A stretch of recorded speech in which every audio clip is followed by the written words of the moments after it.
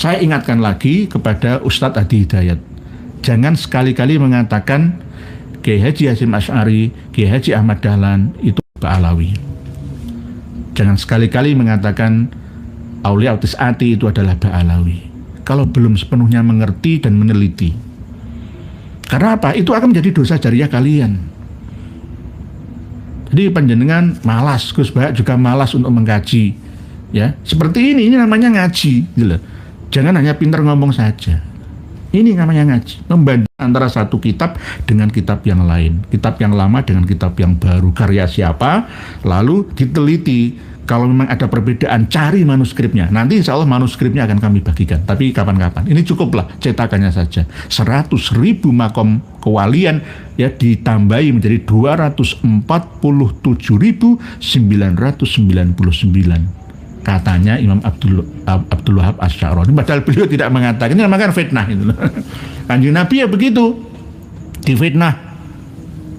Bahwa sholawat Busyra itu adalah sholawatnya Kanjeng Nabi.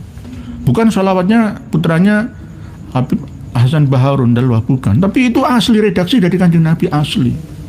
Ini berbohong namanya. Man kadzaba alayya muta'ammidan falyatabawa maq'adahu minan nar. Kalau sholawat Busyra itu karya saya, itu malah saya mau membacanya. Kenapa sholawat Busyra itu dipropaganda? Karena ada unsur sihirnya. Habib Syekh bin Abdul Qadir As-Segaf pada waktu 100 tahun Hijriyah, ya berdirinya NU di Sidoarjo, membaca Allahumma dan menyewa ya, orang-orang yang bersuara indah di Indonesia, termasuk youtuber yang ada dan penyanyi semua, tokoh-tokoh disewa semua, dilalai kepencut Allahumma sholli, kayak viral sholawat itu. Sehingga kami ini harus menghentikan, ya resikonya ya. Assalamualaikum warahmatullahi wabarakatuh. Alhamdulillah teman-temanku, semoga kalian sehat selalu. Amin amin ya rabbal alamin. Alhamdulillah, jangan pernah lelah dalam perjuangan ini. Terus sadarkan saudara kita semuanya. Tanpa berpanjang lebar, langsung saja kita simak penjelasannya dulu. Malam hari ini kita akan membongkar kitab-kitab yang dikarang oleh Habaib Ba'alawi yang menyimpang dari catatan aslinya. Oleh sebab itu, kenapa kita tidak boleh husnudzon, berbaik sangka kepada Habaib Ba'alawi, tetapi harus diiringi dengan sikap waspada. Selain merubah ajaran syariah akidah sufiyah, juga merubah kitab-kitab karya ulama sebelumnya. Kadang memanipulasi ya datanya, kadang menginterpolasi isinya. Oleh sebab itu, kalau ini ya tidak kita sampaikan kepada semuanya, ya nanti dikhawatirkan 50 tahun yang akan datang kacau balau pengetahuan tentang agama ya, dan tidak stabilnya kehidupan dunia sampai di akhirat kita, khususnya umat Islam Indonesia, umumnya seluruh rakyat Nusantara. Namun sebelum kita masuk pada inti tema ya, karena temanya cukup menguras logika ya, perhatian kita, maka dengan cara saya mukadimai dari tema yang berbeda ya, supaya nanti tidak terlalu sepeneng ya atau berat ya dalam memahami materi yang akan kita bahas bersama. Yakni baru-baru ini di Bogor itu kan ada ya pameran ya, artefak ya, Rasulullah Shallallahu Alaihi Wasallam, ada 75-an ya. Yang 70 itu aslinya, yang 5 itu mungkin punyanya Bupati Bogor mungkin ya. Jangan percaya. Jangan percaya ya. Turki, Arab Saudi, Suriah itu sudah mengatakan tidak tersisa kecuali yang tersimpan di Topkapi, yang tersimpan di Madinah, di Suriah, itu sebagian kecil saja, di Irak, di Mesir, di Maroko. Tapi kenapa kok banyak di Indonesia ya? Ini kenapa? Ya karena Indonesia itu ladang subur ya, makmur untuk digempur, ditempur ya dengan informasi-informasi yang kurang membawa rasa syukur alias penuh dengan aungan suara seperti tekukur ya, supaya kita ini tidak terukur ya, meyakini sesuatu yang harusnya terukur. Ukurannya di mana? Ya ukurannya di standar ilmiah. Lah terompah misalkan rambut ya, kok dibawa kemana-mana sampai dipinjamkan ke Indonesia ini bagaimana? Dulu itu pernah ya sudah direncanakan di Jakarta, rencana itu museum ya peninggalan Rasulullah terbesar di dunia katanya. Jangan percaya. Jangan percaya. Wah ini Mu'tazilah, Wahabi. Ya terserah. Bagi manusia yang cerdas tujuannya untuk apa? Rasulullah itu meninggalkan Quran hadis itu loh. Taraktu fikum amroini lan tadillu ma tamassaktum bihima. Mohon maaf, bukan taraktu fikum kathiron min syi'ri wa sirwali misalkan wa jubati misalkan wa saifi misalkan enggak itu. Pusaka peninggalan Nabi kita yang justru wajib kita pelajari dan kita amalkan bersama adalah ya Al-Quran dan hadis itu. Hadis pun itu harus dipilah-pilah juga kok. Itulah misalkan dengan melihat artefak ya peninggalan Rasulullah itu terus membangkitkan kecintaan kita terhadap beliaunya Rasulullah, terus mengingat perjuangannya, ya nggak apa-apa.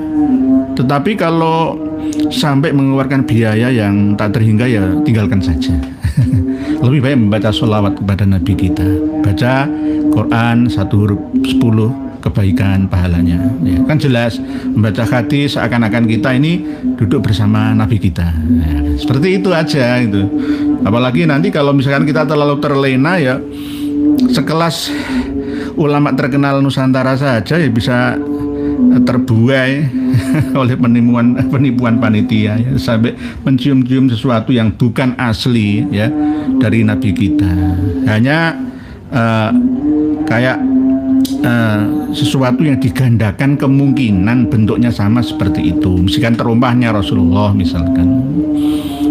Jadi artefak itu tidak murni 1400 tahun yang lalu masih seperti yang kita lihat di Bogor sekarang ini. Lah, kalau toh mau melihat ya lihatlah dari internet HP saja.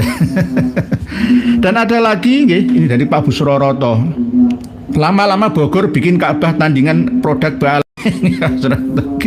Pak Opel Mamesten Pekalongan dereng supaya siapa ragam dikir selawat. Assalamualaikum malam ya nggih monggo. Pak Joko Nur Assalamualaikum warahmatullahi wabarakatuh. Nggih Pak Joko Nur dari Tangerang.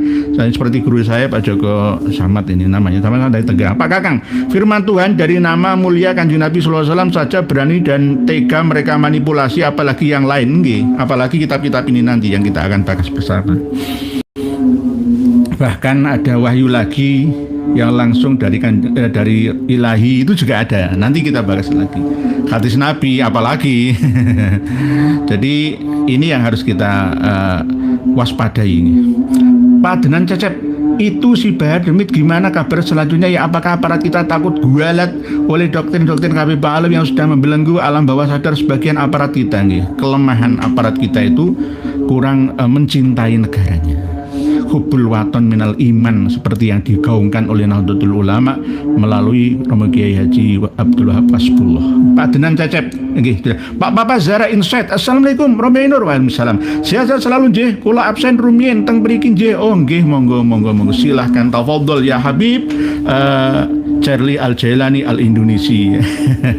Insyaallah beliau ini dari Papa Zara Insight mau mempertemukan saya dengan Kang Mas Guru Gembul ya, untuk diskusi tentang sains dan teknologi agama yang update ya untuk saat ini dan masa depan kita.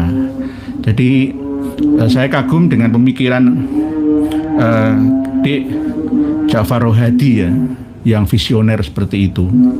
Nah nanti temanya terserah, nanti tergantung ngatur waktu saja. Karena dari segi nasib itu ada yang sama, yakni apa? Ketika mengkritisi pesantren Salafiyah itu langsung diserang Wahabi, langsung diserang PKI gitu. Jadi nanti kita akan bicarakan bersama. Beliau selalu open minded ya. Atau Guru Gembul akan kami kasih gelar Al-Ustadzul A'zam. Nah, Guru Gembul itu, guru itu Al-Ustadz, Gembul itu kan besar, Al-A'zam aja. Jadi bukan, mohon maaf.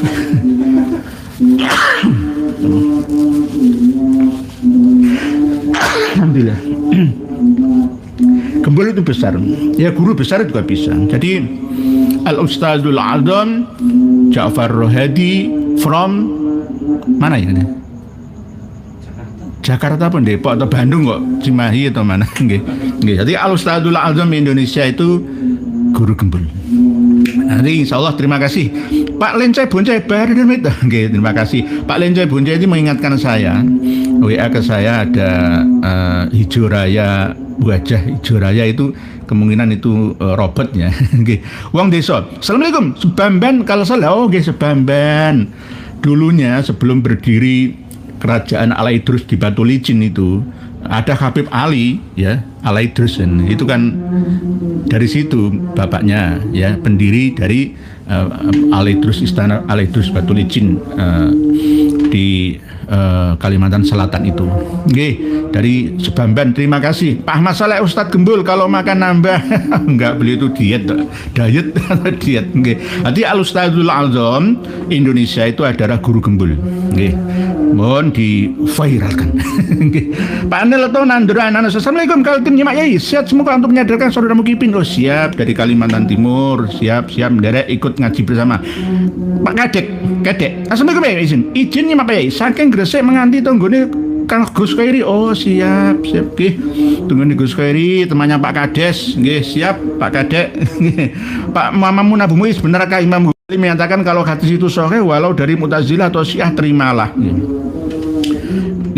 Kita harus mampu ya menyeleksi hadis-hadis itu. Kadang-kadang sahih menurut imam ini tapi belum tentu sahih menurut imam yang lain. Kadang-kadang hadis menurut Ahlul Bait ya yang mengatakan ini ya kadang-kadang menurut Sunni juga tidak menyetujui. Tergantung. Yang penting nanti kita pelajari dulu sanad-sanadnya bagaimana.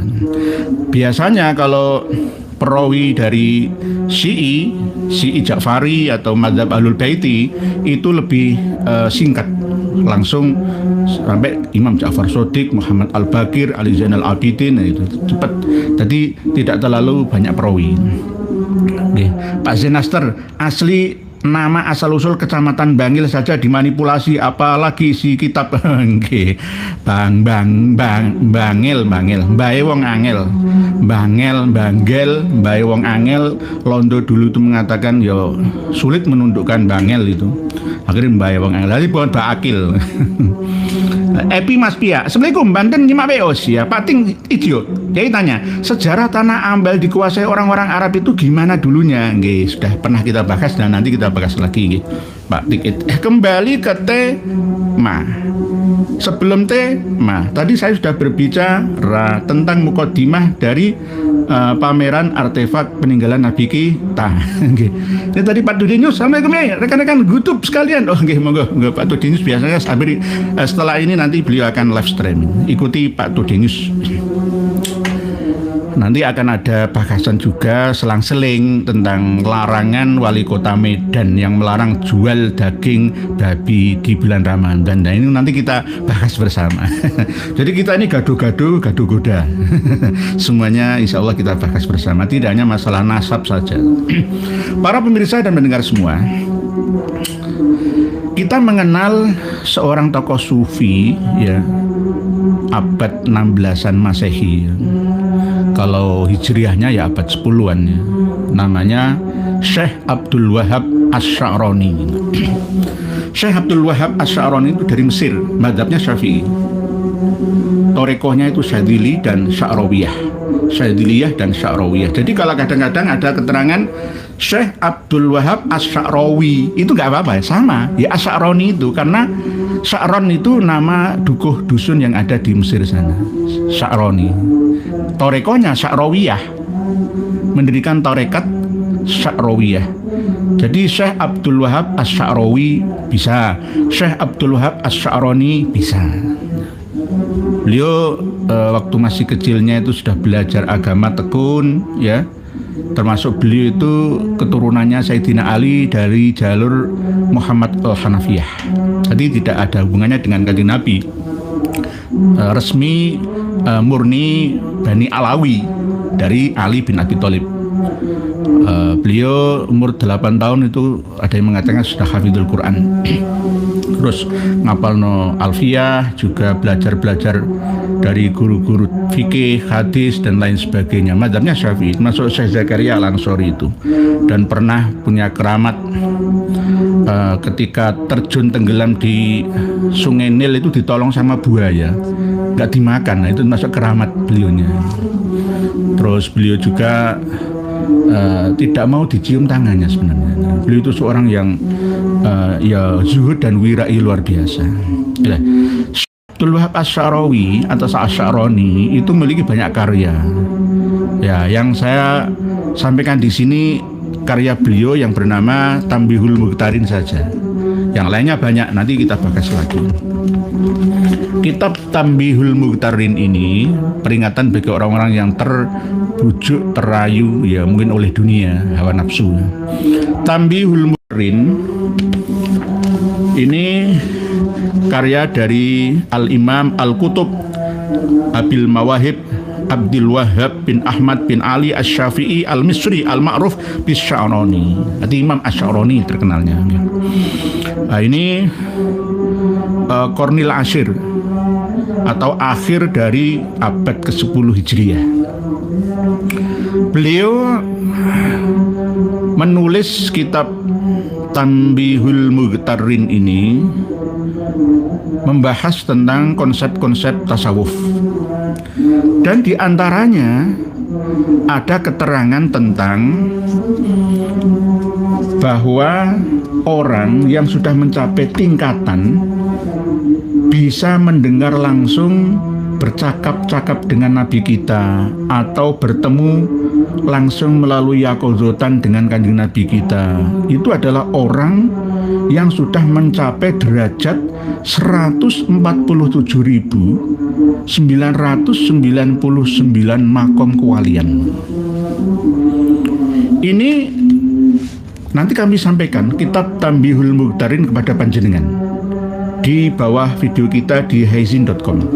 Nanti panjenengan buka halaman 163, yang mana ini juga sudah kami bukukan dalam buku karya kita ya bersama ya, membongkar ajaran khurafat Habaib Alawi ya, halaman 136 mulai dari 135 tentang reinkarnasi Nabi Muhammad SAW ialah Habib Muhammad bin Thohir Al-Haddad, pengarang kitab Qurratun Nadhir. Kitab Qurratun Nadhir itu 3 jilid besar-besar ya, yang mengatakan bahwa ru'yatuhu radhiyallahu anhu jaddahu al-Mustafa sallallahu alaihi wasallam yaqodotan yaqulu lahu anta ana wa ana anta wa nahi kabi mahbiha min rutbatin ma'alaha wa ma'ahakoha bi antakuna maratibul wilayah sidrata muntahaha.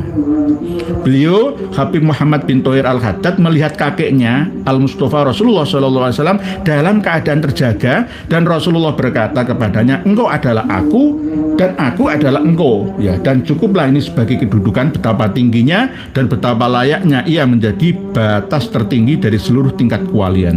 Jadi Habib Muhammad bin Thohir Al-Haddad itu sudah mencapai tingkatan ya, menurut Imam Asy-Sya'rani itu 147.999 makom kewalian. Lah, apa yang kami bongkar di hadapan panjenengan tentang manipulasi kitab ini? Nanti panjenengan buka Tambihul Mughtarin halaman 163. Tambihul Mughtarin halaman 163 tentang jumlah tingkat makom kewalian itu. Di sini sudah saya sebutkan ya di dalam buku karya kami ya bersama Gus Said Jazuli tentang aqulu waqad qara'tu ana hadhi ru'ya hakadha bihadzal lafzi sebentar. Nah, Imam Ahmad Asy-Sya'rani mengucapkan walakin bainal faqir wa baina maqamil akhid. Sebelumnya di dalam kitab Qurratun Nadhir sekalian yang juz 1 yang menyebutkan tentang makom dari kewalian, katanya mengambil referensi dari Syarhul Ainiyah karena lebih duluan Syarhul Ainiyah. Kalau ini abad 14 Hijriah, Qurratun Nadhir itu 14 Hijriah, Syarhul Ainiyah 12 Hijriah. Kalau ini 10 Hijriah, lebih duluan Tambihul Mughtarin ya. Kalau di dalam Qurratun Nadhir, Habib Muhammad bin Thohir Al-Haddad itu mengambil referensi dari Syarhul Ainiyah. Nanti kami sampaikan sekalian ke panjenengan juz 1 Qurratun Nadhir halaman 237.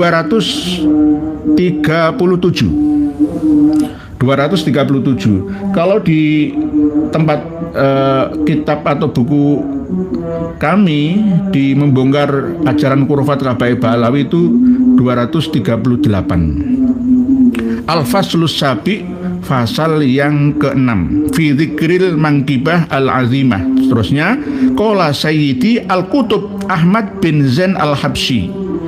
Jadi Ahmad bin Zain Al-Habsyi itu pengarang kitab Syarhul Ainiyah. Nanti sekalian kitab Syarhul Ainiyah saya sampaikan ke panjenengan. Jadi 3 kitab malam hari ini yang kami bagikan, 1 Tambihul Mughtarin, Qurratun Nadhir, dan Syarhul Ainiyah. Supaya kami ini tidak dituduh sebagai pembenci, ya, iri dengki, yang menjatuhkan Ba'alawi atas dasar kedengkian, kebencian. Tidak. Tapi ini jelas murni, ya, perjuangan untuk membentengi nama baik Kanjeng Nabi, membentengi agama kita ini dari rongrongan Habaib Ba'alawi melalui buku atau kitab karya-karya mereka selama ini. Jadi ini harus disampaikan. Berarti kalau ada kiai ulama yang masih husnudzon, apalagi santri-santri mukibin atau akhwal, ya silahkan hujat kami kalau kami tidak berdasarkan referensi. Jadi ini murni bisa dibagikan ke semua lini, baik kalangan aparat, ya, kalangan pejabat TNI, Polri, ulama, semua bisa mengikuti kajian ini. Dan ini kajian yang bergengsi, penuh dengan kaidah ilmi. Insya Allah seperti ini. Jadi dalam kitab Qurratun Nadhir menerangkan qala Sayyidi Al-Qutb Ahmad bin Zain Al-Habsyi radhiyallahu anhu fi Syarhul Ainiyah. Nah, kitab Syarhul Ainiyah ini. Ini kitab Syarhul Ainiyah.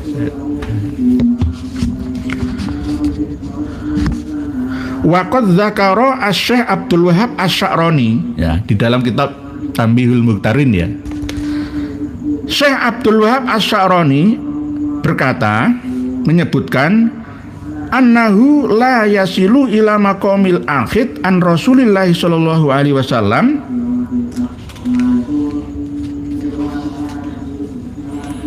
Nah ini admin saya itu ngontak ngantuk ya. Pengaji ngontak ngantuk.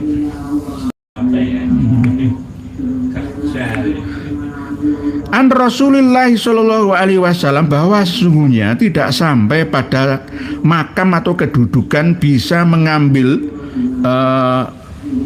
suara atau bertemu langsung ya dari Kanjeng Nabi kita dan mendengar suaranya ilaman qata'a mi'atai alfi makomin, kecuali orang yang sudah menempuh tingkatan 200.000 makom dan wasab'atin wa arba'ina alfi makomin, 47.000 makom, watis imiatin watis ina makoman, dan 999 makom min makomatil aulia, dari kedudukan para wali. Indah, selesai ya.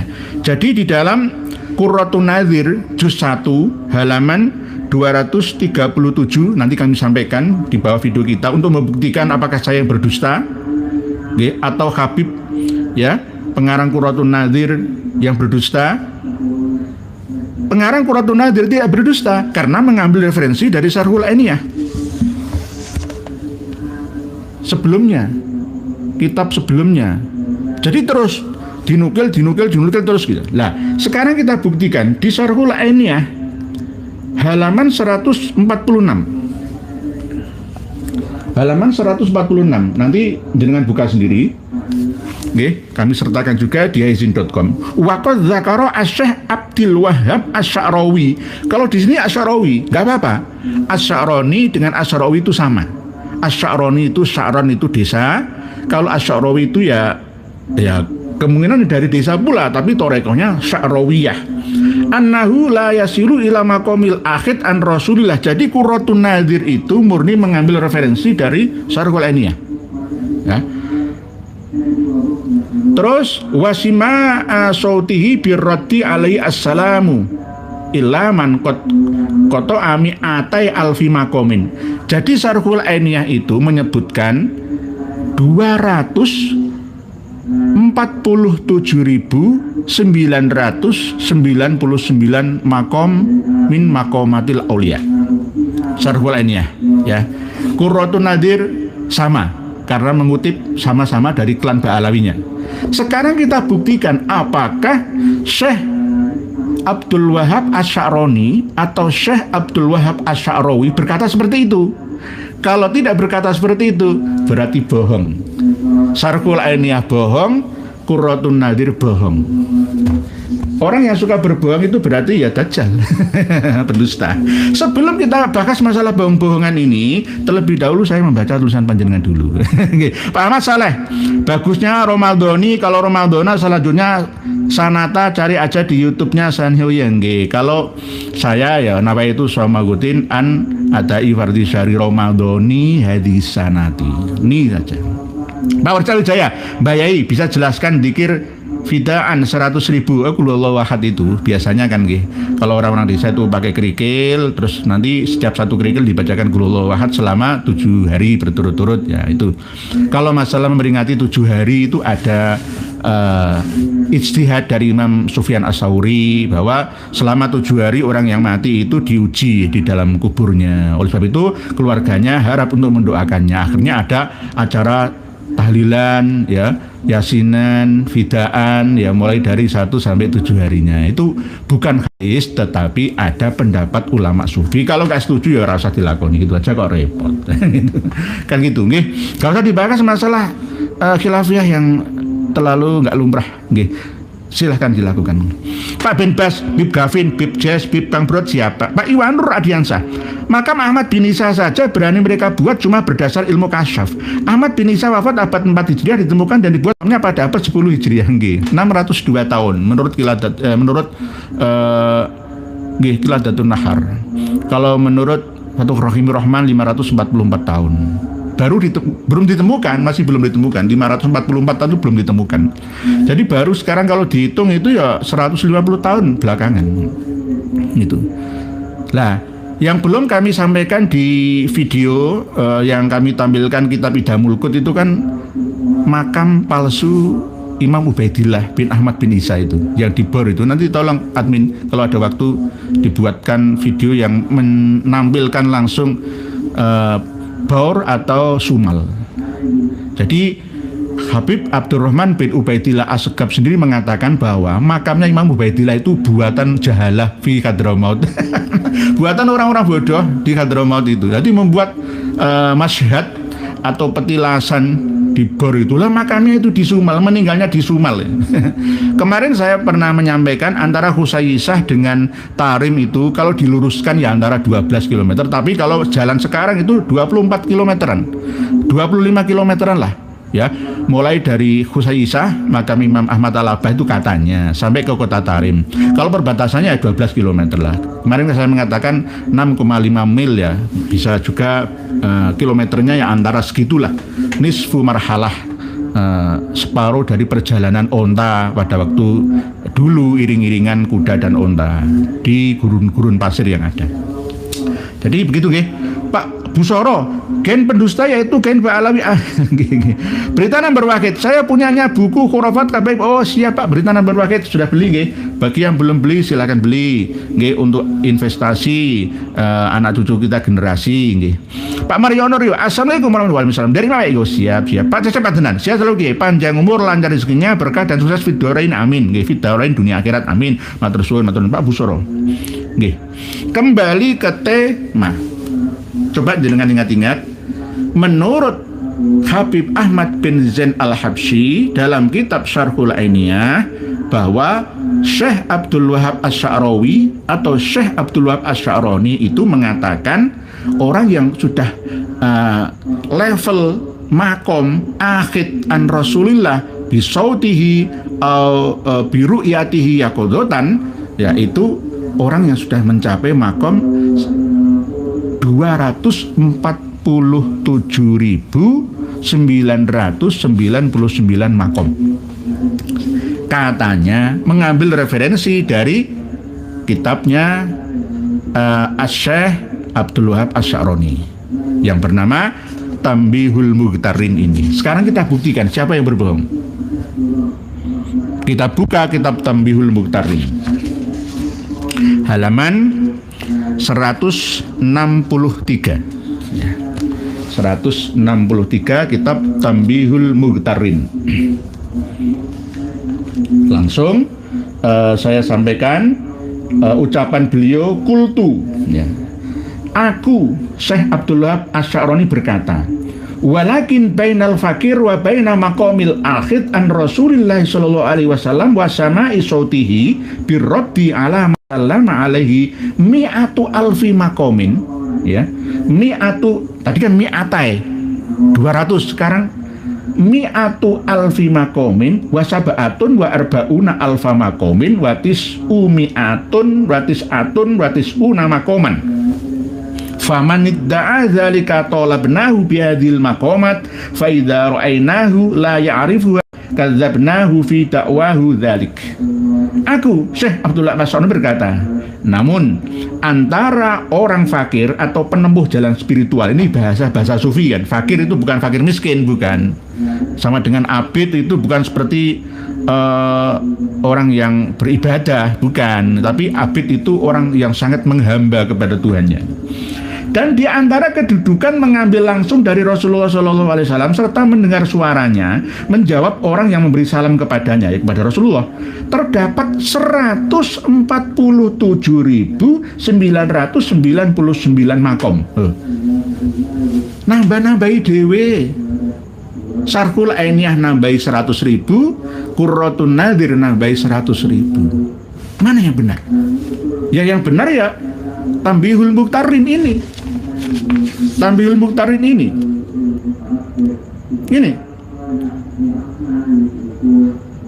Jadi kita harus jeli, hati-hati. Qultu walakin bainal fakir wa baina maqamil akhid an Rasulullah sallallahu alaihi wasallam wa sama'i sautihi wa sima'a sautihi birraddi ala man sallama alaihi mi'atu alfi maqamin. Nah ini. Jadi 147.000, bukan 247.000. Ini namanya manipulasi hitungan angka-angka dari kitab referensi. Bisa jadi nanti Syarhul Ainiyah dikutip selain Qurratun Nadhir lagi. Berarti sesat menyesatkan, salah pemahaman jadi salah keterusan, salah kawitannya jadi salah saat terusé. Untuk menutup kebohongan yang satu akan berbohong yang kedua, ketiga, dan seterusnya. Sampai kapan? Ila yaumil waqtil maklum. Oleh sebab itu harus diluruskan. Wahai para ulama, para kiai, kami bukan menggurui, mohon maaf, tidak menggurui, hanya memberitahu dan share, berbagi informasi. Inilah kitab-kitab Ba'alawi. Umat Islam Indonesia ini ladang yang subur untuk digempur tempur ya, dengan senjata yang tak terukur. Ya apa? Doktrin-doktrin yang seperti ini. Kitab Syarhul Ainiyah itu dikaji di pesantren-pesantren Ba'alawi dan Mukibin. Kitab Manhajus Sawi itu dikaji oleh para kiai yang Mukibin. Jadi kalau menurut saya Syarhul Ainiyah itu tidak otentik. Karena apa? Banyak kesalahan fatal di dalamnya. Masalah jumlah ini saja bisa memanipulasi kok. Saya serahkan 3 kitab ini kepada panjenengan. Siapa yang salah ataukah salah yang salah, menfitnah, atau habaib dan leluhurnya yang salah dalam memahami kitab Tanbihul Mukhtarin ini. Jadi Imam Abdul Wahab atau Syekh Abdul Wahab Asy-Sya'rani itu tidak pernah berkata seperti yang dikatakan oleh Habib Ahmad bin Zain Al-Habsyi atau Habib Muhammad Al-Haddad ya, Ba'alawi, Muhammad bin Thohir Al-Haddad Ba'alawi dalam Qurratun Nadir ini. Nguranginya itu enggak tanggung-tanggung. Dari 100, bukan ngurangi, nambah-nambahi. 147.999 kok jadi 247.999 makom kedudukan para wali. Ini bagaimana itu?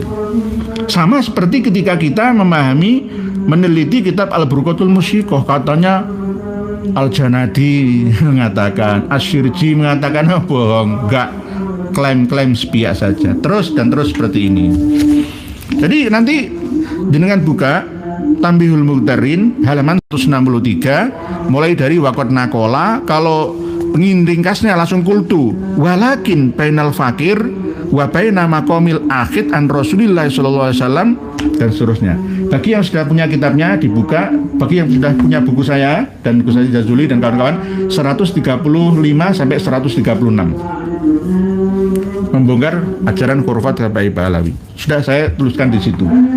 Jadi 100.000 makom lebih yang ditambahi oleh Habib Ahmad bin Zain Al-Habsyi dalam Syarhul Ainiyah. Lah Syarhul Ainiyah dinukil oleh Qurratun Nadir. Nanti Qurratun Nadir dinukil oleh kitab-kitab setelahnya. Terus dan terus seperti itu. Oleh sebab itu kenapa Habib Ba'alawi ini sulit kita ingatkan bersama, gara-gara apa? Cerita dari leluhurnya ya seperti itu. Keyakinannya bahwa kamu itu cucu nabiku. Nabiku adalah kakekku. Terus menerus seperti itu. Salah kawitane, ya salah akhire. Jadi Qurratun Nadir menukil dari Syarhul Ainiyah yang salah. Loh, salahnya di mana? Jangan fitnah. Buka kitab Tanbihul Mukhtarinnya Syekh Abdul Wahab Asy-Sya'rani halaman 163, bahwa beliau hanya menyebutkan mi'atu alfi makomin wasabu'una wa arba'una alfi makomin watis umi'atun watis atun watis una makoman watis umi'atin watis atun watis una makoman famanid da'adzalika tolabnahu bihadhil makomat. Nah ini jelas. 163 halamannya kitab Tanbihul Mukhtarin karya Al-Imam Asy-Syaikh Abdul Wahab Asy-Sya'rani atau Abdul Wahab Asy-Sya'rawi. Nah, siapa yang berdusta? Silakan Anda bisa menilainya. Mbah Joyo, alhamdulillah masih bisa nyimak. Nggih, alhamdulillah. Pak Britanan Berwahid, makasih Mas Gavino, siap. Pak Caca Erin, yaiku mohon sejarah Pati khususnya Sunan Ngerang dan Sunan Prawoto bisa dikembalikan. Satu saja, bukan berubah dua semua, yaitu nggih. Memang begitu Pak Bu Caca Erin. Kami sudah meneliti di Ngerang antara Pakuwon dengan Dusun Ngerang yang asli, dan antara Tabik Prawoto dengan Prawoto yang asli. Nah ini gara-gara siapa? Siapa yang memecah belah umat? Siapa? Apakah kami? Enggak, kami tidak pernah memecah belah umat. Justru yang memecah belah sejarah dan umat masyarakat rakyat Indonesia itu ya mereka-mereka yang kurang bertanggung jawab itu. Nggih. Pak Arif, Assalamualaikum warahmatullahi wabarakatuh. Semoga Pak Kiai, keluarga dan kita semua selalu dijaga oleh amin, matur suwun. Kang Sodikin, keenaan bikin salah ya kedagingan apalagi dibiarkan ketagihan. Nggih. Nggih Kang Sodikin, memang begitu. Jenengan buktikan sendiri, sudah saya kasih ke panjenengan. Jadi Syarhul Ainiyah, Qurratun Nadir. Kedua-duanya merujuk pada Tanbihul Mutarin. Menfitnah ini namanya, wong enggak ngomong gitu kok. Syekh Abdul Wahab Asy'arani enggak nyatet gitu kok. Ya, sudah kami teliti sampai ke manuskripnya, tapi ternyata ya mereka sendiri yang salah memahami. Sama dengan ketika Habib Ali bin Abu Bakar As-Sakron mencatat nama Ali bin Ba'alawi ditafsiri, dipahami dengan Ali Kholiq Kisam. Ya sama, salah.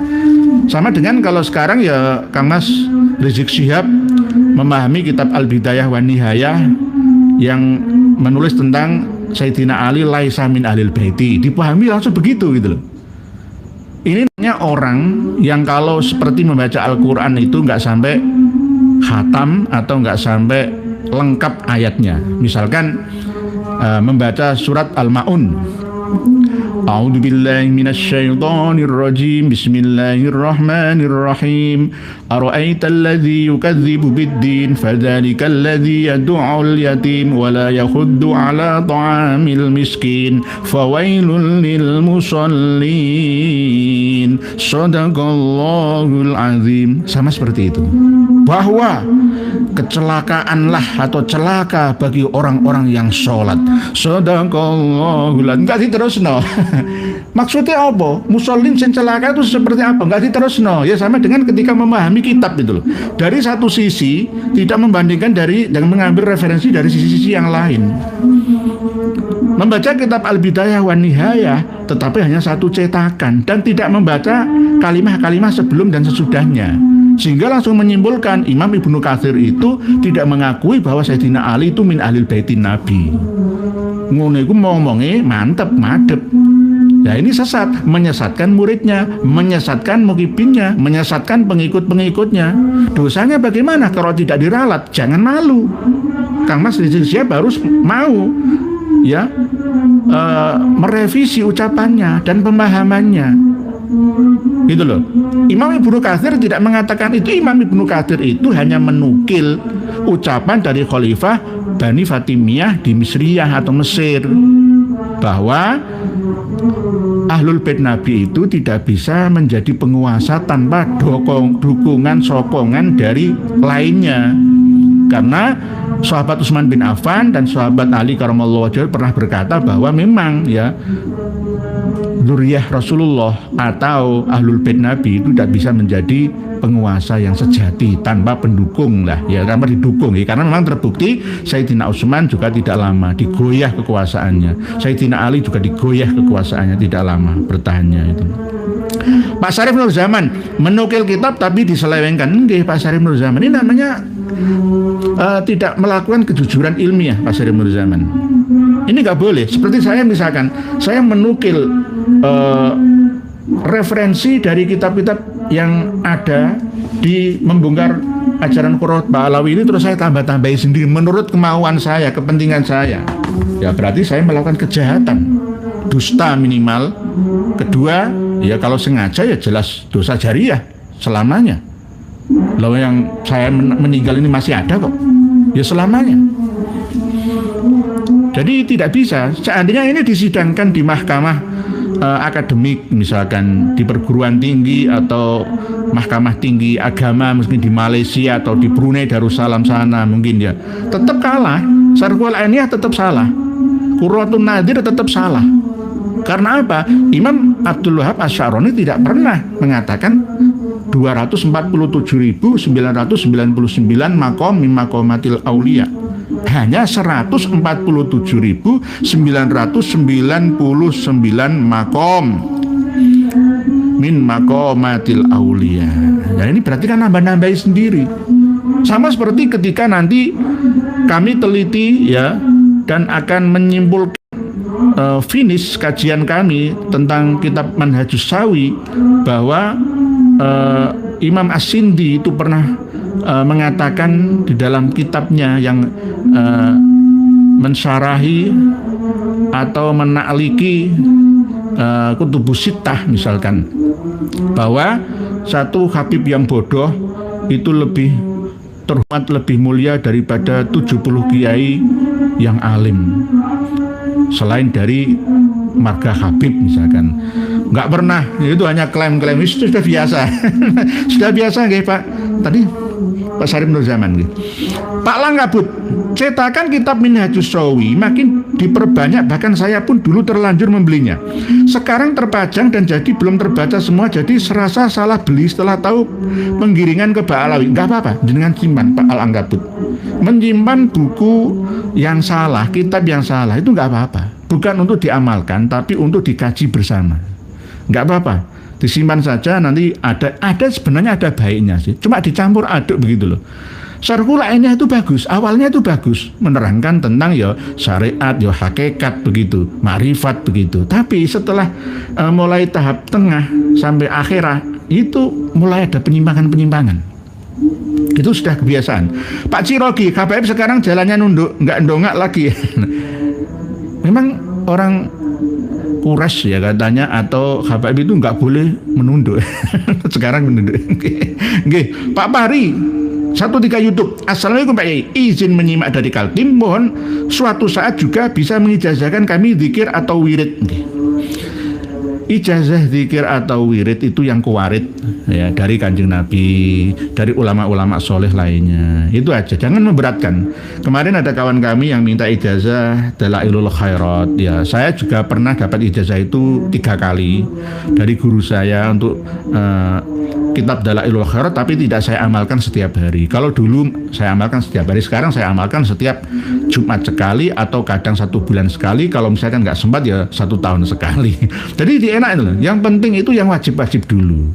Fardu, sunnah-sunnah yang muakkadah dulu, baru sunnah-sunnah yang biasa, sunnah-sunnah biasa dulu. Nggih, Pak Mari, nggih. Pak Mario Norio, banyak ayat disembunyikan demi kepentingan pribadi. Nggih, ada yang betul nggih. Pak Sumar Blora, dari nyimak ya, oh siap monggo. Wan, assalamualaikum, izin nyimak dari Balai Kota Sofia. Oh Sofia berarti Hungaria nggih.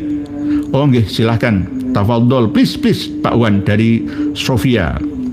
Namanya bagus ya, tapi ini salah satu kota di Eropa yang luar biasa. Bagaimana kabarnya Sofia? Kalau Sofivi itu Maluku sana, tapi kalau Sofia ini Eropa. Nggih, Hungaria nggih, Pak Wan nggih. Tolong dijelaskan. Kalau panjenengan membanggakan kota Sofia, saya percaya. Karena di sana memang kehidupan manusia berkualitas tinggi, banyak yang bahagia.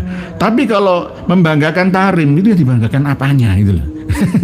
Pak Wan, terima kasih menyimak dari Sofia, Eropa. Pak Jeje Garo, assalamualaikum, ngiring ngaos Pak Kiai. Semoga dalam lindungan Allah semakin jelas kebohongan para habib. Semoga negeri kita yang aneh dibersihkan dari kebohongan para habib. Selamat berjuang Pak Kiai. Siap Pak Jeje Garo, dukungannya, doa dan restunya semua seluruh rakyat Indonesia. Kami bukan berniat ya untuk menjatuhkan atau istilahnya membubarkan ya kepercayaan publik kepada Habaib Balawi, itu tidak. Saya hanya meluruskan sejarah tanpa ada tedeng aling-aling dan tanpa ada backing siapa saja. Hanya Allah Ta'ala melalui izin Rasulullah SAW Nabi kita dan doa panjenengan semua. Jawab seperti itu. Nggih. Pak Akun Tama saya nyimak saya siap, monggo silakan. Pak Lencai Bunjai dari Malaysia. Oh nggih, silakan Pak Lencai Bunjai. Kembali ke tema. Jadi terbiasa nambahi dan mengurangi dalam kultur ya keilmuan akademik ataupun di pondok-pondok pesantren yang ada. Ini termasuk kejahatan ilmiah namanya, nambahi atau mengurangi. Kalau misalkan mau nambahi itu jangan mengatakan ini berasal dari Syekh Abdul Wahab Asy'arani, tapi berasal dari pendapat saya pribadi lah, itu nggak masalah. Tapi ketika sudah kola Syekh Abdul Wahab Asy'arani, ya, berarti kan jelas mengklaim ya bahwa ini benar-benar dari Syekh Abdul Wahab Asy'arani. Padahal ditambahi sendiri, tidak murni lagi sudah. Gitu. Ini sangat berbahaya. Inilah yang mengotori memori santri-santri kita, sehingga tidak mampu untuk meneliti ya dan menghasilkan karya. Jadi ini nanti misalkan dibantah oleh siapa saja nggak bisa. Ini fakta. Ini fakta. Tidak hanya kami bongkar ajaran khurafat Habib Alawi saja, tapi membongkar kebohongan-kebohongan kedustaan dalam karya-karya mereka. Kalau tidak kita bongkar sekarang, terus siapa nanti yang akan membongkarnya? Menunggu kita hancur binasa? Menunggu kita tersesat semua? Bagaimana? Tadi sore itu saya dihubungi Habibah dari Surabaya, dari Ngampel sana. Itu mendukung perjuangan kita, karena beliau selama ini juga menyaksikan langsung keluarganya dari marga Al-Idrus dan mendukung perjuangan kita. Kami dihubungkan oleh Habib Umar Muhdor dari Banyuwangi alias Gus Halim yang menghubungkan saya. Beliau ingin konsultasi dengan saya masalah habaib itu. Ternyata memang benar, habaib itu memang sulit dinasihati karena sudah kadung turun-temurun cerita-cerita dari leluhurnya. Ya sama seperti ini. Wah, kitabnya jelas Syarhul Ainiyah. Kitabnya jelas Qurratun Nazir, jelas. Saya berpengaruh. Tapi ketika mengambil referensi dari Tambihul Muqtarin, kebuka kan? Jenengan sendiri bisa menyaksikan ya secara kasat mata tanpa ada yang ditutup. Kami terbuka. Nggih. Pak Solekan dari kota Blitar hadir Yai. Kalau terjadi perang siap di barisan terdepan Yai. Jangan. Saya tidak ingin Indonesia perang, karena Indonesia ini bangsa yang berperadaban. Kenapa bangsa Nusantara sejak dulu itu ngalahan? Nggak ingin gegeran. Pak Karno itu seandainya bertahan jadi presiden, mampu beliau, tapi nggak ingin saudara sebangsa ini saling bunuh-membunuh. Akhirnya mengundurkan diri. Gus Dur itu juga negarawan. Lebih baik saya yang mundur gitu aja kok repot. Ya, akhirnya ya diteruskan oleh Bu Megawati menjadi presiden pada waktu itu. Jadi negarawan itu nggak ingin negaranya bubar. Kalau saya misalkan ya sampai nggih tadi ya Pak Solekan nggih tetap sabar nggih, tetap sabar Pak Solekan, insyaallah nanti ada jalan nggih. Pak Ahmad Gufroni, zikir dan hizib karya ulama pribumi, ada zikir Ghafilin, Dikrul Ghafilin karya Gusmi, ada hizib Gufroni karya Mama Gufron. Nggih terserah mau pakai yang mana, ya penting mengijazahkan hizib zikir rotib itu ya harus tajribnya. Beliau sendiri sebagai mu'alifnya ya itu harus sudah pernah merasakan ya lazatnya jiwa dan raganya dunia dan akhirat dari apa yang ia ijazahkannya itu. Jadi kalau hanya sekedar ngomong tok nggak terbukti ya jarkoni, sama saja. Pak Mariono sudah waktunya petua leluhur untuk nyata nggih siap. Pak Akunu Tamansa keras kepala atuh eta Kabib. Eta itu kamu ya. Eta itu kata sambung ya. Eta terakanlah. Nggih. Pak Walince, Gus Halim kingkong. Nggih. Gus Halim itu Habib Umar Al-Muhdor dari Banyuwangi. Beliau seorang pejuang yang luar biasa. Beliau mukibin lama, puluhan tahun. Nggih. Jadi jangan sangka loh ya, orang-orang kita itu dulunya nggak mukibin loh ya. Jadi namanya kaul jati dan kaul kodim itu ya beda. Pak Muhammad Dalvin, Pak Yai nyuwun ngapunten, kok kayaknya PWLS kayak nggak peduli dengan Gustom yang sedang menjalani sidang nggih. Insyaallah peduli nggih. Peduli, insyaallah peduli semua, peduli. Kita semua tetap peduli nggih. Pak Zakia Fama, Kiai para kabib merasa mulia biar dianggap wali padahal membohong. Jadi antara jazab atau majazubnya Gus atau ulama-ulama Nusantara itu saya lebih percaya keasliannya, karena kadang-kadang mereka para habib itu jazabnya itu dibuat-buat. Ini dari Gus Ahung tanya, Kiai pernah menemukan redaksi di kitab Bughiyah bagaimana ucapan Habib ini? Oh nanti di kuburannya Habib Umar Al-Muhdor itu memang luar biasa doktrinnya itu. Jadi menyembah kuburan itu benar, bukan tawasul itu bukan. Tawasul yang paling bagus ya. Doa kepada doa dari ibu kita itu karomah yang luar biasa. Kalau kita ya usahakan, kalau kawan-kawan yang senang ziarah Wali Songo lagi, jangan lupakan ziarah ulama-ulama yang masih hidup untuk minta doanya. Itu lebih wasilah yang benar itu. Jadi misalkan jenengan ziarah Wali Songo terus ziarah ya kiai atau ulama yang masih hidup, yang punya berkah, mendoakan bersama, itu bagus malah. Jadi jangan minta doanya Mbah Sunan Ngampel, Mbah Sunan Giri, Mbah Syekh Maulana Malik Ibrahim, Mbah Sunan Bonang, Mbah Sunan Derajat, itu enggak. Kita mendoakan beliau-beliau, tetapi kalau yang masih hidup bisa, misalkan saya doakan panjenengan bisa, gitu. Jadi kalau mau ziarah ya mampir ke rumah saya. Enggak, mana guyon. Nggih. Bin Bas jangan perang, yang seneng cucu Ubed nggih. Kalau Timur Tengah itu perang Pak Bin Bas. Ya, ten pinaten, kalau sini kan enggak. Perang data. Nah, perang ilmu yang ada gitu. Jadi ini pesantren-pesantren yang libur pondok itu kan nyimak kita. Kadang ada yang ngelirik-ngelirik saja, tidak ada ya, terserah nanti siapa yang benar gitu loh. Tapi bagi yang sumu bukmun umyung ya fahum layar jiun ya, terserah nanti. Sambil membaca tulisan panjenengan yang jenengan tuliskan sebelum live ya tadi, Pak Glewo 865, lah iya. Secara logika nggak mungkin. Kok bisa barang-barang pribadi Rasulullah SAW bisa dikuasai, dikoleksi seseorang? Kata IBM atau imam besar RS, pusing. Nggih, segala percaya seperti itulah. Nggih, Pak Cecep panjenengan. Assalamualaikum ya, jenengan nyimak ngaos dari Majalengka. Oh, siap, dari Majalengka ini Pak Yai Ja'far Siddiq ya. Nggih, siap monggo silakan Pak Cecep. Pak monggo mana? Perilaku kaum musyrikin Mekah itu menjadikan patung orang soleh sebagai wasilah untuk berdoa kepada Allah. Sekarang Kuburiyun melakukan hal serupa tapi nggak mau dibilang musyrikin. Nggih, membela. Dulu ya orang kafir Mekah ya nggak mau dibilang musyrikin karena aku ngene iki ya ilahil korbuna ilallahi zulfa. Mbah patung itu kan hanya perantara saja. Kalau di Nusantara itu ada patung, itu bukan patung Buddha. Di Borobudur itu bukan patung Buddha, itu hanya untuk mengingatkan saja, bukan untuk disembah. Lah, seiring dengan berjalannya waktu kadang-kadang ada orang jahalah yang membawa kembang, membawa menyan, berdupa di situ. Enggak, itu hanya untuk mengingat secara ilmiah. Ini loh produksi Mbah Buyutmu leluhurmu biyen gitu loh. Sebelum Nabi Adam lahir, Nusantara itu sudah ada peradaban yang lebih tinggi. Bukan zaman besi, tapi zaman batu. Itu ukiran batu-batu itu. Kalau Majapahit kan zaman batu bata, ya kan? Kalau zaman sebelum Majapahit itu batu.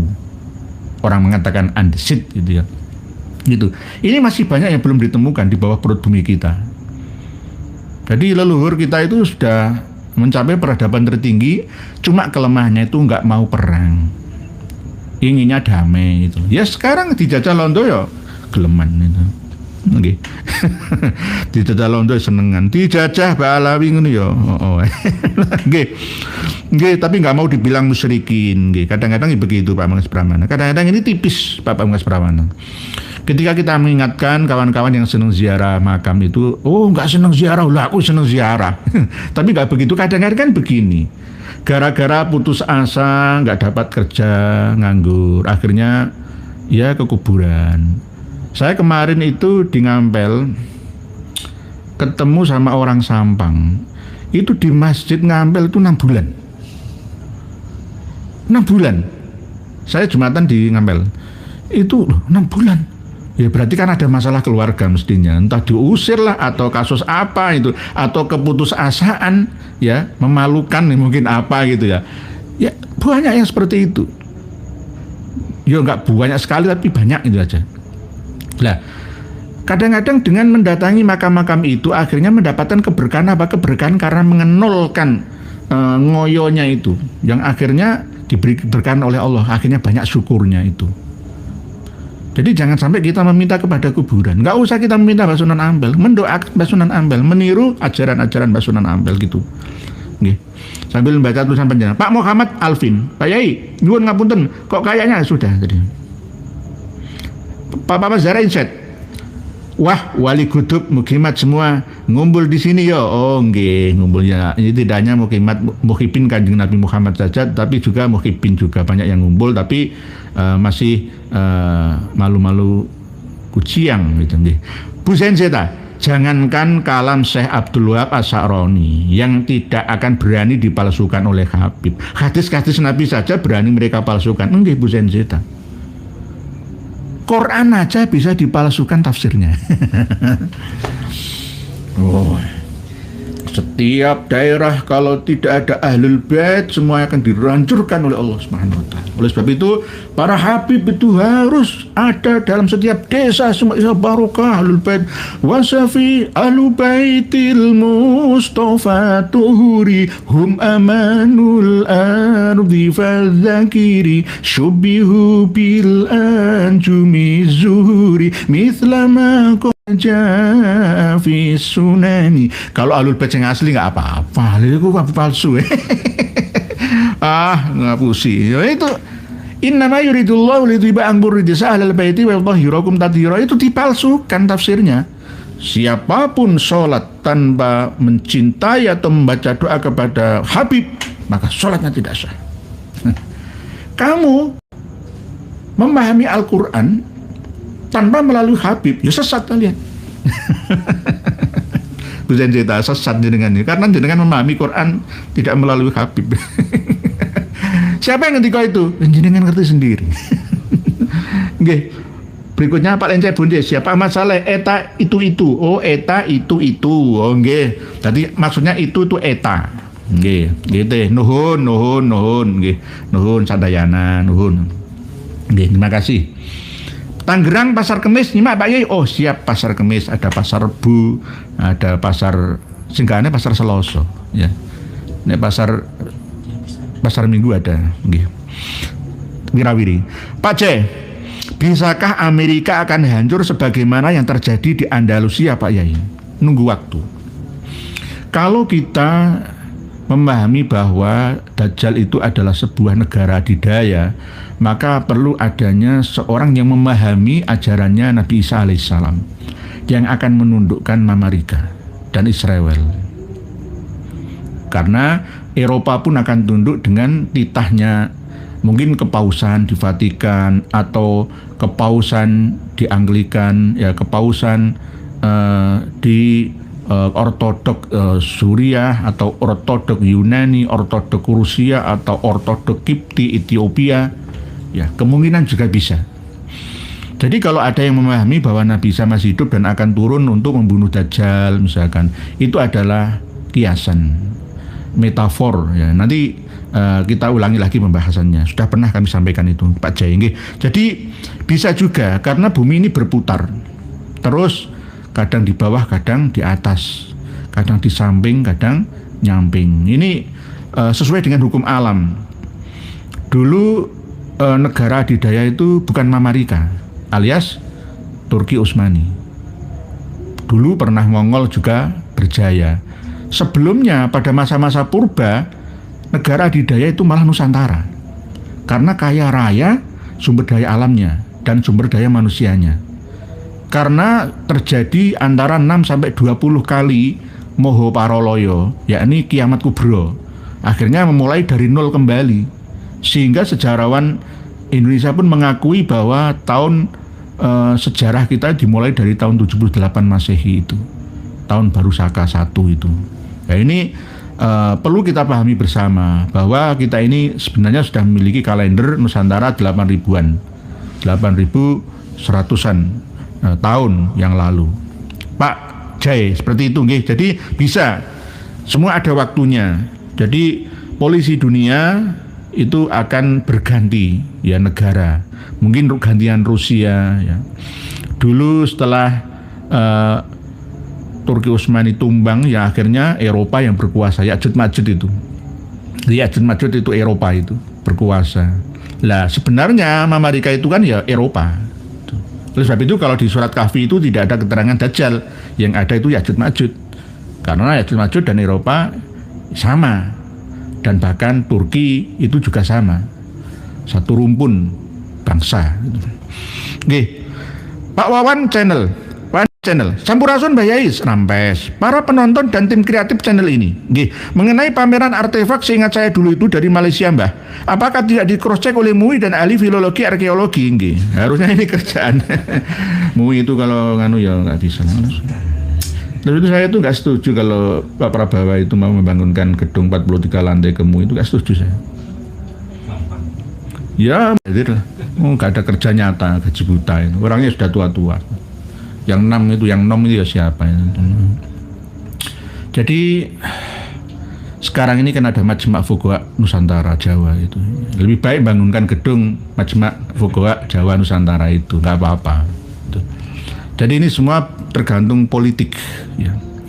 Termasuk nanti akan kami bahas juga tentang seperti yang terjadi di Medan ya.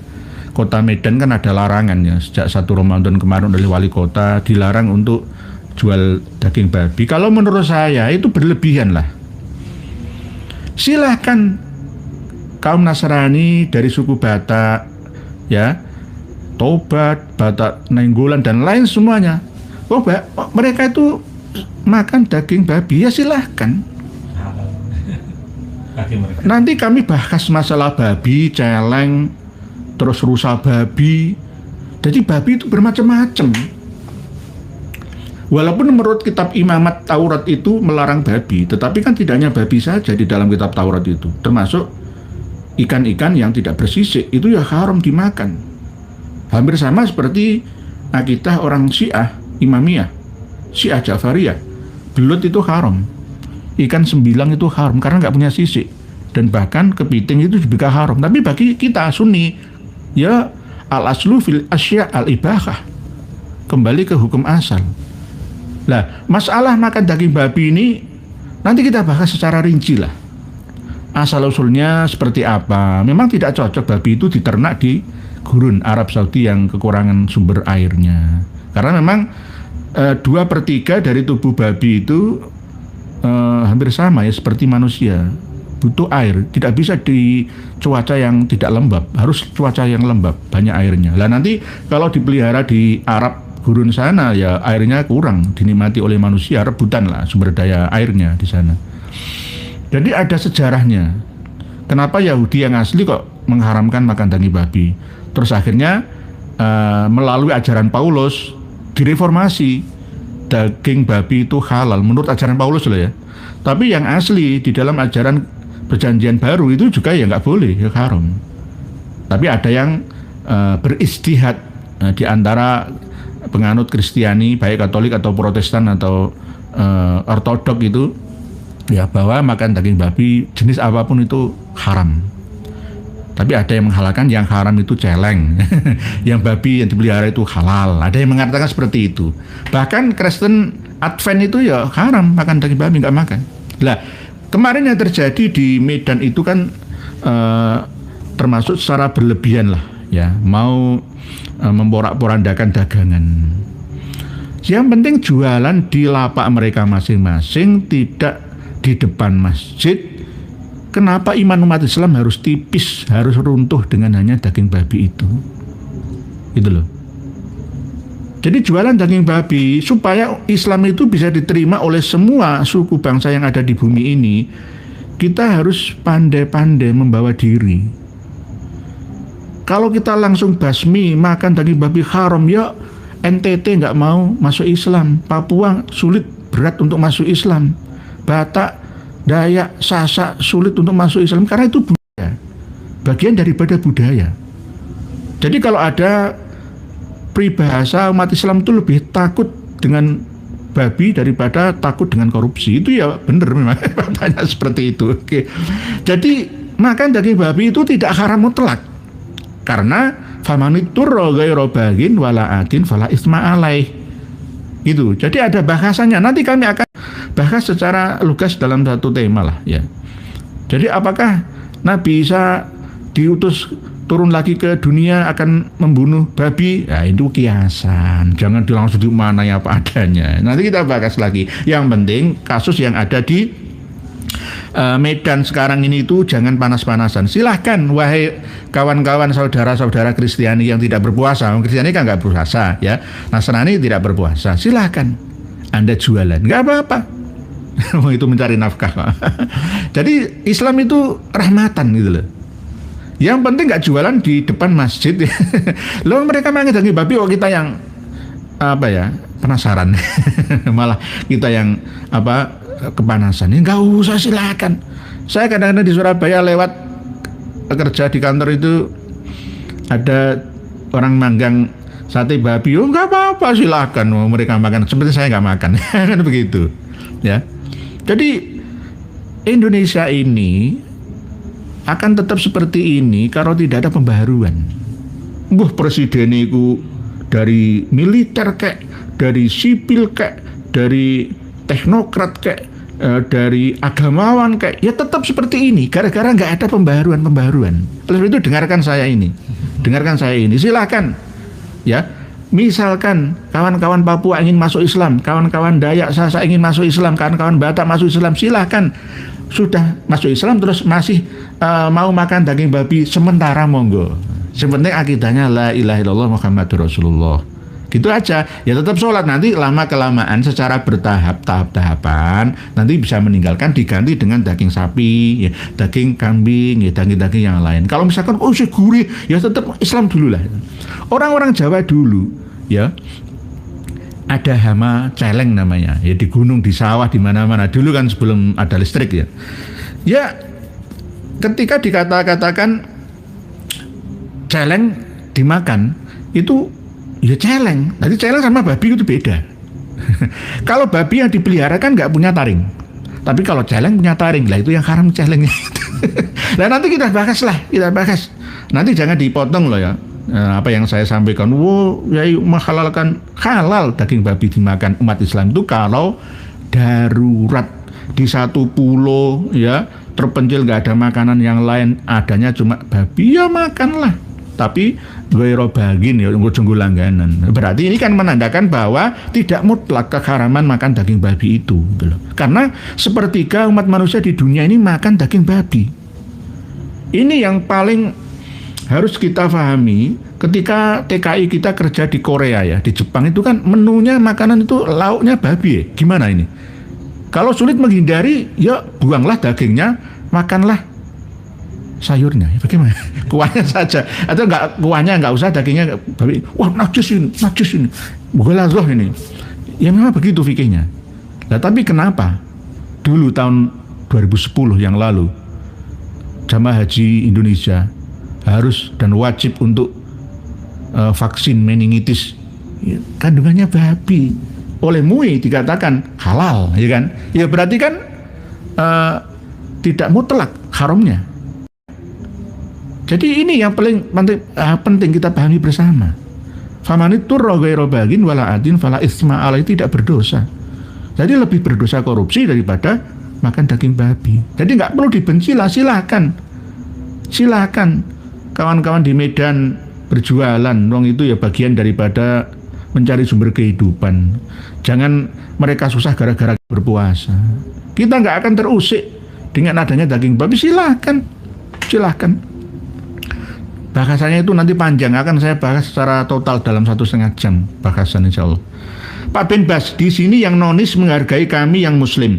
Begitupun sebaliknya, yang penting jangan usik akidah kami. Kita semua bersaudara sebangsa kecuali Pak Alawi tidak punya negara.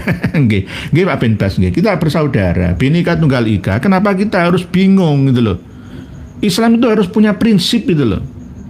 Gitu, la ikraha fiddin. Tapi tetap memberi jalan, misalkan umat Islam yang penting masuk Islam, masih makan daging babi sementara nggak apa-apa karena darurat itu tadi, ad-darurat tubihul mahdurat. Sementara ini kan bagian daripada dakwah yang bijaksana. Jadi jangan langsung haram, orang nggak akan tertarik dengan Islam. Karena ini nanti bahasan tentang makan daging babi itu ada budaya Yahudi, Israel, Palestina, budaya Arab Saudi, asal-usul agama Islam yang dibawa oleh Nabi kita. Ini seperti apa?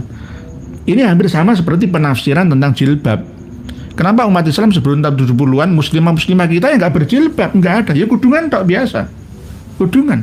Malah justru ya istri-istrinya kiai-kiai dan priayi-priayi itu ya nggak jilbaban, ya nggak kudungan. Ya pokoknya ini kondean. Bagaimana? Ya itulah penafsiran, budaya-budaya itu ada penafsiran-penafsiran. Nggih, Pak Binbas nggih. Pak Ahmad Saleh, wong agamanya aja beda. Nggih, jadi nggak perlu kita bingung. Udah jam berapa? Kurang berapa menit? Menurut masih 10 menit. Nggih. Pak Refangga, Rasulullah itu tidak mewariskan harta benda tapi ulama. Nggih, al ulama warathatul anbiya. Ya termasuk ya taraktu fikum amroini itu lan tadillu ma tamassaktum bima, Pak Refangga. Jadi Quran hadis itu. Bu Zain Zita. Sebenarnya kira-kira mayoritas habaib di bulan Ramadan adakah mereka berpuasa? Ada yang berpuasa. Karena katanya mereka yakin sudah dijamin surga oleh moyangnya. Ada yang tidak berpuasa. Ya sama, ya kira orang kita ya sama. Kadang nanti puasanya nggak sampai genep 1 bulannya. Kadang ya sama-sama manusia. Tetapi kadang-kadang ada yang menggunakan ilmu jadab. Ilmu jadab itu tidak taklif, sama seperti yang kami bacakan kemarin kan, kitab karya dari Dalwa kan ya. Bahwa majdzub itu baru taklif, tidak kena hukum halal, haram, wajib, makruh, mubah, itu tidak kena. Apa yang dilakukan itu karena kehendak Allah Ta'ala, tertarik ya jiwanya oleh ilahi Rabbi. Jadi ada yang seperti itu, tapi kemungkinan alasan saja. Nggih. Jadi karena katanya mereka yakin, karena kalau nggak puasa ya apa-apa, wong ya dijamin masuk surga sudah. Lah wong kadang-kadang mencuri, merampok itu ya nggak apa-apa katanya Kanjeng Nabi, malah menyuruh Kanjeng Nabi katanya menyuruh mencuri dan merampok gitu. Jadi nggak apa-apa menurut mereka sebagian, gitu Bu Zainzita. Ini Pak Mas Anom Suroto, kalau dilihat carut marut hukum di Indonesia, kasus Bahar, kasus Jogja, kasus Winongan, kelihatannya kasus WNA LPDP juga tidak bisa disalahkan 100% ya. Indonesia agaknya krisis kepercayaan hukum, gitu. Krisis kalau menurut saya bukan kepercayaan hukum, krisis cinta tanah air. Oleh sebab itu harus digalakkan, digerakkan kembali hubul waton minal iman. Mencintai tanah air itu bagian daripada rasa syukur, dan rasa syukur itu bagian daripada kesempurnaan iman. Harusnya begitu. Karena apa? Kebanyakan kita ini mumpung jabat.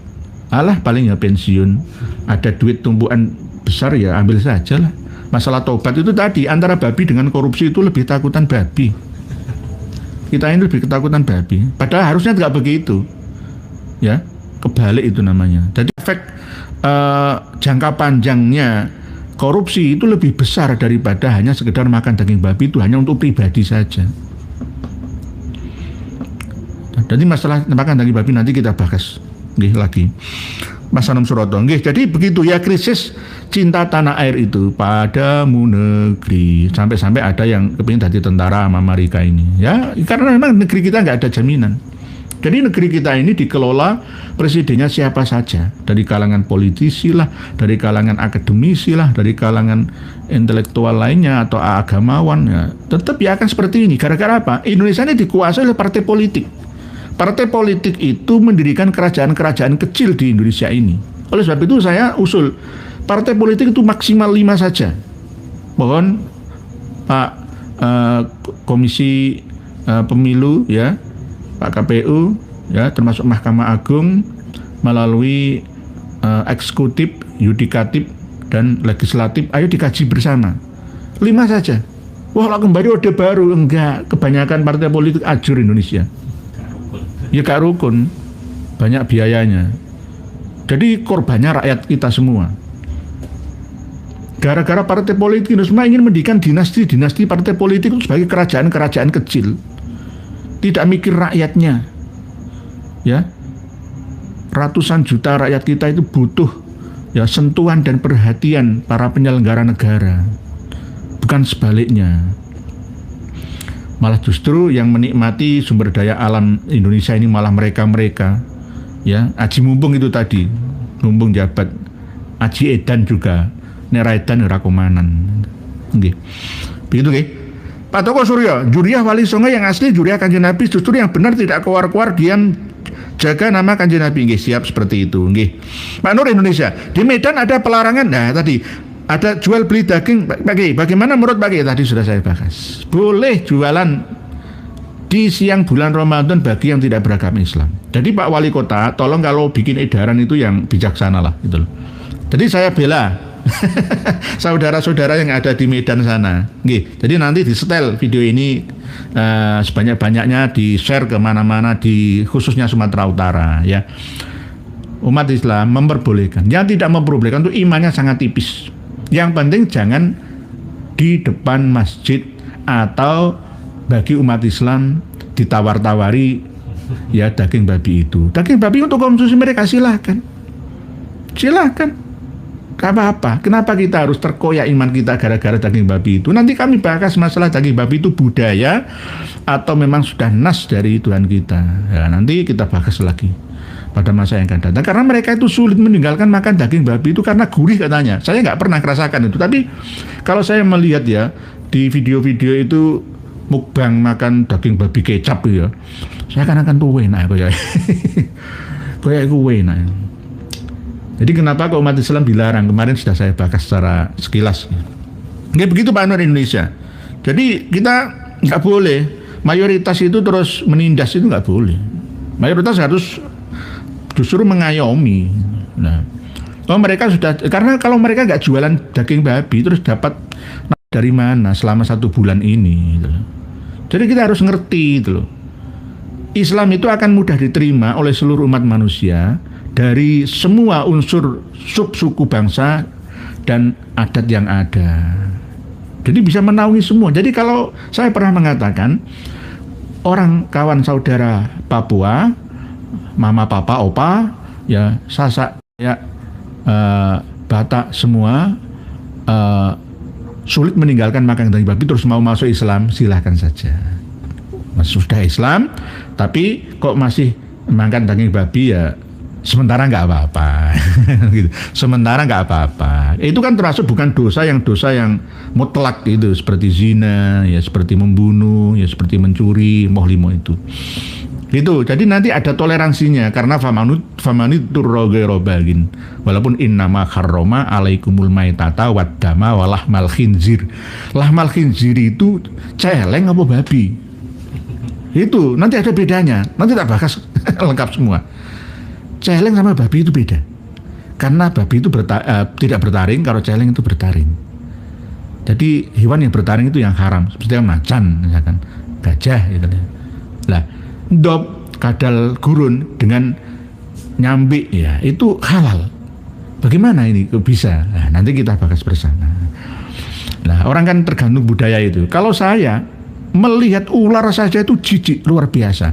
Tapi bagi kawan-kawan yang ada di Tomohon, yang ada di Kalimantan itu biasa.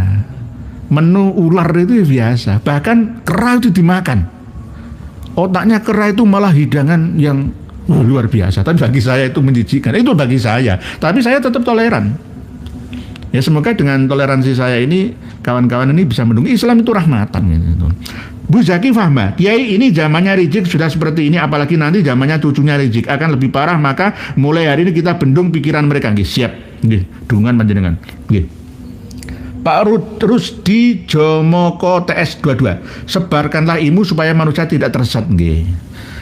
Jadi katimul ilmi mal'un, ini sabda kanjeng Nabi. Orang yang menyembunyikan ilmunya itu dilaknati, ya dilaknati oleh Allah, Rasulullah dan malaikatnya dan manusia dan penghuni alam semesta raya, langit bumi dan seisinya. Oleh sebab itu jangan menyembunyikan ilmu. Seperti yang kami sampaikan ini sudah bisa diketahui oleh semuanya bahwa Habib Ahmad bin Zain Al-Habsyi, pengarang kitab Syarhul Ainiyah itu bisa berdusta, bisa salah memahami apa yang disampaikan oleh Syekh Abdul Wahab Asy-Sya'rani, karena menambahi sendiri 100.000 makom min makomatil aulia. Lah, Syarhul Ainiyah ditiru oleh pengarang kitab Qurratun Nadhir. Yang Qurratun Nadhir nanti akan saya sampaikan, 3 kitab kami berikan kepada panjenengan semua. Jika apa yang saya sampaikan ini berdusta, silahkan katakan saya ini pendusta. Tetapi jika apa yang kami sampaikan ini jujur apa adanya, mari kita bersama-sama menyampaikan kebenaran yang kita bahas sesuai dengan tema kajian kita. Bahwa ini hanya segelintir saja. Kitab manipulatif, ya, karya-karya Habaib Alawi yang ada. Mulai dari leluhurnya sampai sekarang. Jadi kalau masih ada ulama, husnudzon itu dosa menurut saya. Dosa besar. Saya ingatkan lagi kepada Ustadz Adi Hidayat. Jangan sekali-kali mengatakan Kiai Haji Hasyim Asy'ari, Kiai Haji Ahmad Dahlan itu Ba'alawi. Jangan sekali-kali mengatakan Aulia Utis Ati itu adalah Ba'alawi. Kalau belum sepenuhnya mengerti dan meneliti. Karena apa? Itu akan menjadi dosa jariah kalian. Jadi panjenengan malas, Gus Bayak juga malas untuk mengkaji. Ya, seperti ini namanya ngaji, gitu loh. Jangan hanya pintar ngomong saja.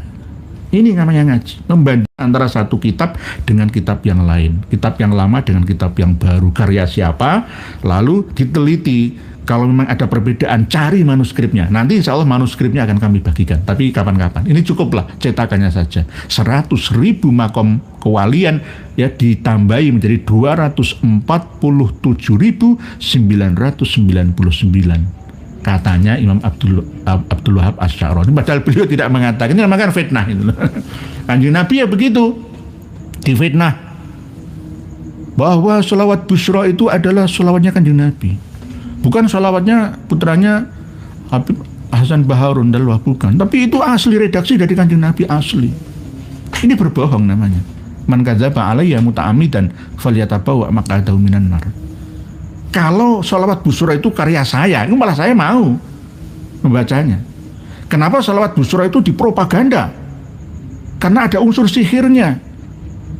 Habib Syekh bin Abdul Qadir As-Segaf pada waktu 100 tahun Hijriah ya berdirinya NU di Sidoarjo membaca Allahumma dan menyewa ya, orang-orang yang bersuara indah di Indonesia termasuk youtuber yang ada dan penyanyi semua tokoh-tokoh disewa semua dilalai kepencut Allahumma sholli kayak viral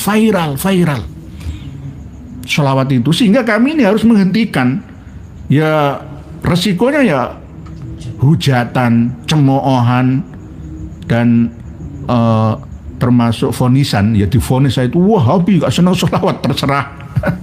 Karena apa? Saya punya dasarnya apa?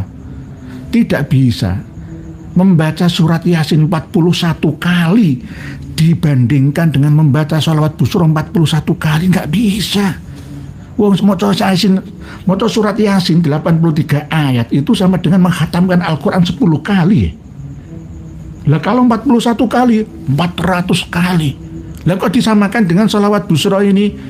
Apa kayak plat? Gak ada. Mohon maaf saya nggak mengecilkan, menyepelekan nggak. Kalau sholawat Busyra itu benar-benar karya keluarga besar Dalwah, saya percaya. Silakan diamalkan. Tapi itu kalau karya Kanjeng Nabi saya tidak percaya. Berdasarkan mimpi pada tahun 2015, kadang 2016, malam Asyura, bulan Muharram itu, jam 2 malam bangun sampai 3 hari 3 malam masih ada bau gaharu. Itu yang datang itu roh leluhurnya sendiri. Tapi ditafsiri, difahami, diasumsi sebagai roh Kanjeng Nabi kita Muhammad SAW. Ini namanya kejahatan sufi. Ya hadis baru. Sama seperti Simtud Durar itu Kanjeng Nabi yang detail langsung.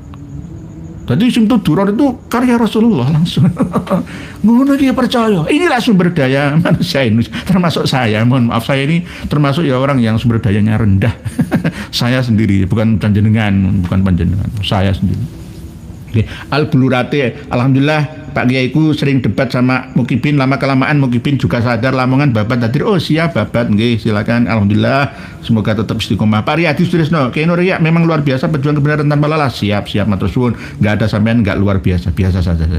Pak Masalah baca Quran tanpa wudu, pahalanya pakai wudu 25 pahalanya nggih. Nanti baca Al-Quran itu tanpa wudu boleh ya. Tanpa wudu boleh dan berwudu juga lebih afdol.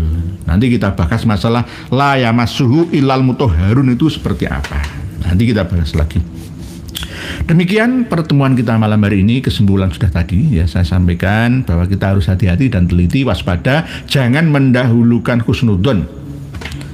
Sekarang siapa saja yang husnudzon kepada Ba'alawi dosa besar. Karena apa? Akan merubah sejarah dan pemahaman keagamaan, baik dari sisi akidah, syariah ataupun sufiyah, dari sisi syariat, hakikat, tarekat dan makrifat, semua akan berubah semua. Karena apa? Kita dicuri ya perhatian kita karena husnudzon ini tadi. Sebab itu kita bukan suudzon, tapi waspadalah, waspadalah, waspadalah. Orang yang berakal beda dengan orang yang tidak berakal. Demikian yang dapat kami sampaikan. Mohon dimaafkan jika ada yang kurang berkenan dalam perkataan atau ucapan yang saya sampaikan. Semoga membawa banyak manfaat bagi kita semua. Ngaji bersama kita lanjut tolabul ilmi minal mahdi ilal lahdi selamanya abadan abada. Wallahu a'lam. Wassalamualaikum warahmatullahi wabarakatuh. Alhamdulillah, semoga bertambah sadar para pengikut mereka habaib. Sudah saatnya kita pribumi bangkit lawan semua doktrin mereka habaib. Wahai saudaraku,